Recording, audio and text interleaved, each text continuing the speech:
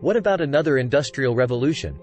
Many people believe that a new industrial revolution is what third world countries need to pull themselves out of poverty and become developed nations.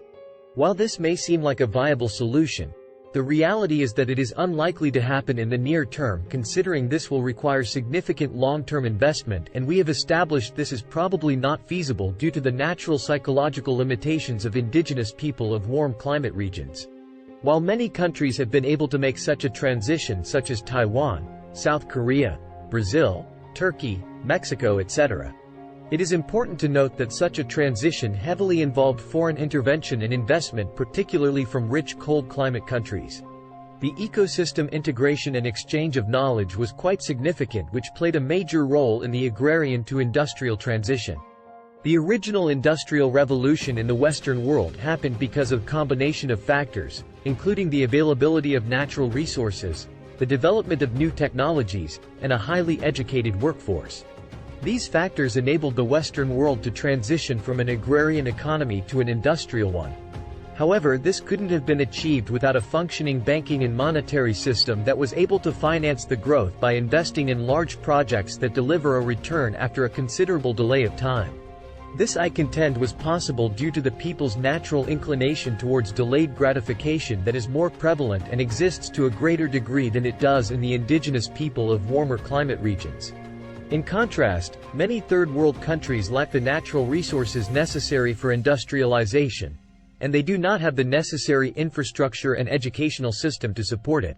Additionally, even if such a transformation were to happen, it would not be enough to pull these countries out of poverty. However, the thing to note is that these issues exist due to the lack of a proper functioning banking and monetary system that would encourage and promote this transition, as the native population is less naturally able to envision the broader outcome of large-scale and long-term projects.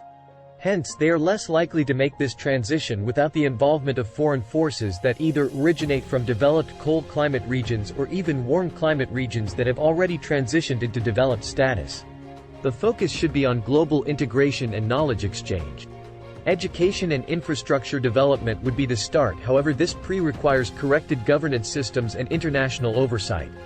Third world countries need to invest in their education and infrastructure to ensure that they have a highly skilled workforce. However, it is critical to note the reason why this doesn't happen is because of the lack of being able to wait to realize the benefit of a large investment that delivers a return after a very long time. Being investments in education and infrastructure. Another aspect to consider is the need for third world countries to embrace new technologies.